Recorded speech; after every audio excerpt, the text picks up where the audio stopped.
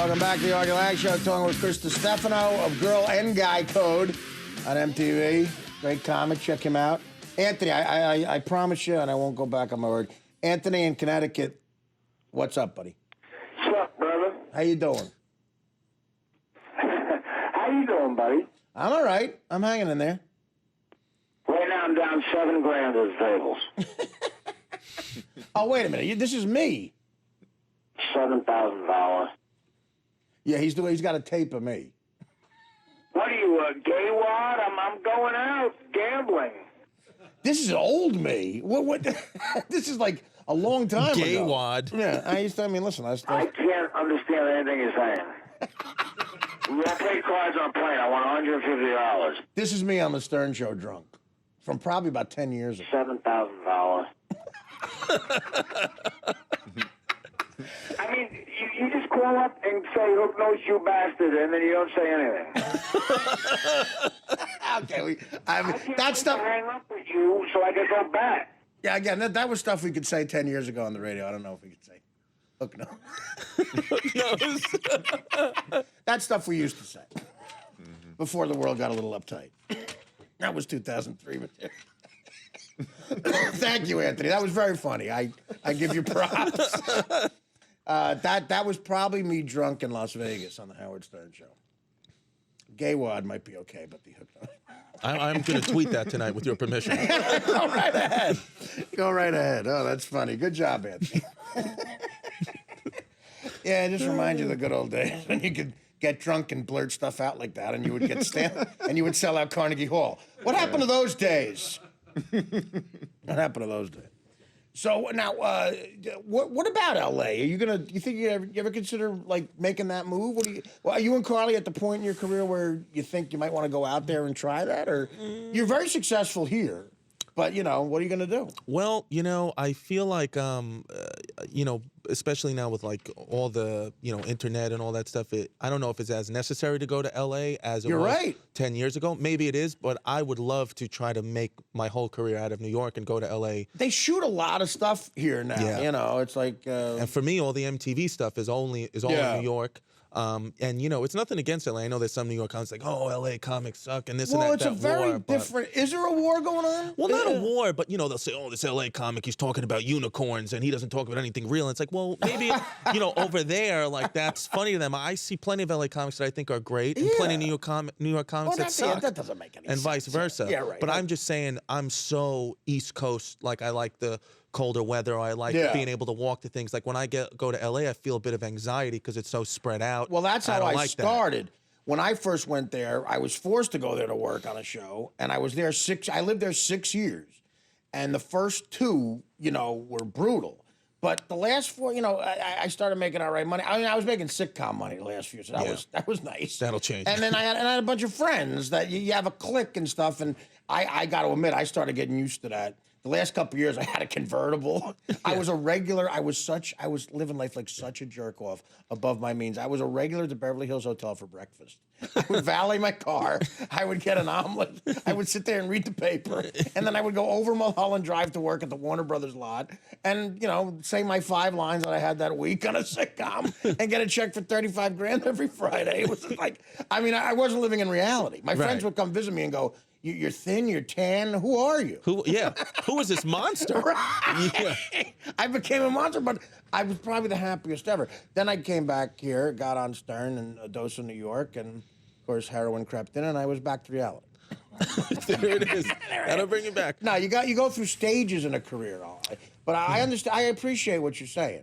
Yeah, and I feel like sometimes when I talk about this, because some of my friends have asked me, hey, you think about moving to LA? And LA comics or they get uptight when they say, why do you want to come to LA? What do you think about us? Like it's like, well, no, I don't think. I'm happy that you're an American city. You just like being here. Yeah. I just like being here, man. Right. Like it's nothing, against them. I'd rather stay here, and I think that I have an opportunity to make a career out of here. So I'm gonna give it a shot. But if I had to go to LA, I would go.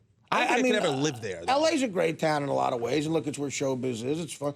But I just hate I hate when people younger people say, "Oh, it's so cold in New York." I'm like, "Well, buy a jacket." Yeah, what are you talking You're about? 26. Come on. Yeah, let's do it. What about you? You moved from Pennsylvania. You were Northern California. I love both the are Bay. beautiful. Both I are love the beautiful. Bay Area. That's Southern the and Bay North Area. are good. Northern is a beautiful. San Fran is dope. That was a real consideration because when I got done playing, I had been out in the Bay Area for 10 years. I came back here, which is where I grew up, in Pennsylvania. And my wife is from San Francisco, and it was a real decision, where do we end up?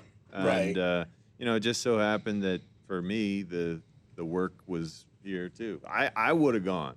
I would have loved to have stayed out in the there. Bay Area. Dude, yeah. I got to be honest. If I wasn't It's a comedian and I wasn't forced to live in New York or LA, it would be San Francisco. Yeah. That would be the city I How would go often to. have you been there? You played the Punchline or Cobb's? You ever do anything out there? We haven't. I've only been to San Francisco once, and that was Yeah. before I did comedy. Oh, really? You Yeah, I used went to with my visit? mom. I just my mom. It's gorgeous. The The Punchline is one of my favorite clubs in the world. I've heard. It's amazing. Yeah, it's cool. Really, you never saw some of the Punchline there?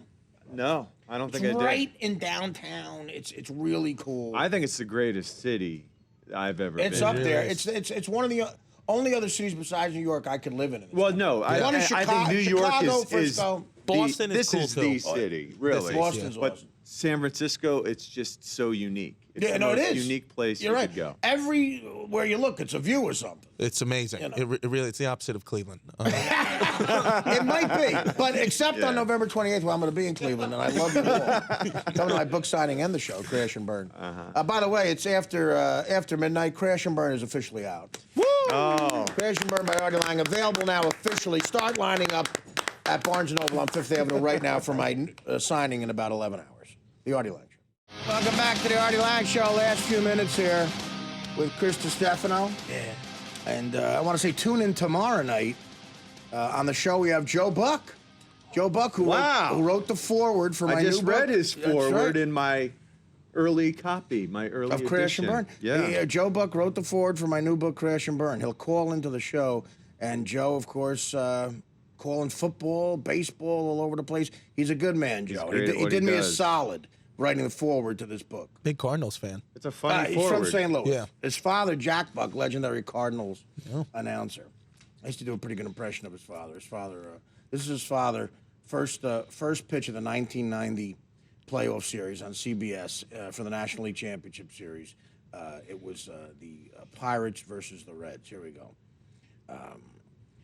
Here's the first pitch to Larkin. Fly ball left. Bonds is there. He's got it. Timmy will give you the lineups. No, Bonds is there. He's got it. That's the way this one starts. Timmy will give you the lineups. That was his catchphrase. That's the way this one starts. Yeah, so his father did. Yeah. There's a great story about his home man. They had a thing called Miss Cherry Pie or something. Like there was a place in St. Louis who that made cherry pies, and it was a local place, and they would come up with a brand new cherry pie, and they would have a bathing beauty girl in a bathing suit bring it up, and they would all eat it and plug the place for cherry pies. So this guy who was the woman came up, the hot chick in the bathing suit, and she brings the cherry pie up to the booth to Jack Buck and the guy, and Jack Buck is intent watching the game. So the guy says, hey, how about that Miss Cherry Pie, talking about the girl. And Jack Buck thought he was talking about the pie, and Jack Buck said, I'd like a piece of that right now. He was like 60 at the time. How about that Miss Cherry Pie? I'd like a piece of that right now. That's good stuff. Yeah, so Joe Buck, his kid, Jack Buck was a great man. He was a man's man. He'll be calling in tomorrow for Crash and Burn. And now, where are you Joe off to Buck's next? amazing. No, he is. He's so good. Perfect Yeah, announcer. he He really, really is. He actually, Football and baseball. A whole he's generation's so growing up solid. with him. Yeah. I was opening up for Richard Lewis once at Caroline's, and Joe Buck and Bob Costas were in the stands. Oh, that's right. Yeah, and the it big was Richard Lewis fan. crazy. Yeah. And Bob Costas was bombed. Was he really? Oh yeah, No it was pretty way. awesome to see. Let me tell you I something. can't even imagine No, let me tell you that. something. That's great. On my Instagram, I hope I have he a was on- picture. I have a picture with Joe Buck and Bob Costas. Okay, Yeah. let me tell you. some girl comes up to me after the show. Okay, Joe Buck is holding up Bob Costas. He's just face planting. I'd like a piece of that right now. And Ahmad Rashad was there. Ahmad Rashad just walked away. He's like, I don't want to be a part of this. I don't want to be a part of this freaking, this vine. That's awesome. So Joe Buck, this is all real. So a girl comes up to me and says, "Oh, so funny on the show, blah, blah, blah. Thanks, I saw it. Thank you very much." And Bob Costas goes, "What, you got no love for Bobby Costas?" You're kidding me. He called himself Bobby Costas. kidding me. He called himself Bobby Costas. Way. And then he's Well, he like, looks like a Bobby. yeah, he's falling down. He's like legit falling down. Okay, and then I said, "I know this is a weird time, but can I get a picture with you?" Yeah. So he goes, "Sure." So Joe Buck is sitting down already, and I kind of lean down into Joe, and Joe's ready for the picture. And Bob Costas just, stumbling drunk. I'm like, this picture's gonna be great. Leans in right as the flash goes on. Perfect. Bob Costas cheese, and my picture is just as you would think that Bob Costas. He knows how to do it. Yeah, and and then the second the picture's over, he just collapsing onto the. It's always weird. It's always weird when you see an iconic guy, and he's an iconic guy, Bob Costas. He's a piece of Americana loaded. And it was funny because it was like 2 days. Remember he gave that epic. Remember he was the first one to give the Jerry Sandusky interview. Yes. And it was like right after that. It was like 2 days after that. He was just freaking destroying Jerry. He was like, "Hey guys," he was saying words I can't say on the that's show. fantastic. It was great. Sorry, Bob, but Good you're the story. man. Good story. The great Chris Distefano. Tune into Girl Code 10 p.m. when? Wednesday, MTV. Wednesday. Chris, thanks, buddy. Thanks, man. Always good. Chris Distefano, love you. Best to Carly. Bailey Walsh, director of Springsteen and I. Check out Springsteen and I. Great documentary. Mark Gubazar, always great on the show. And Joanne Shaw-Taylor. Check her out. New album, Songs from the Road. Get Crash and Burn if you can, guys. I'd appreciate it. I love you all. The Artie Lange Show. The Artie Lange Show. Weeknights on Audience. Only on DirecTV.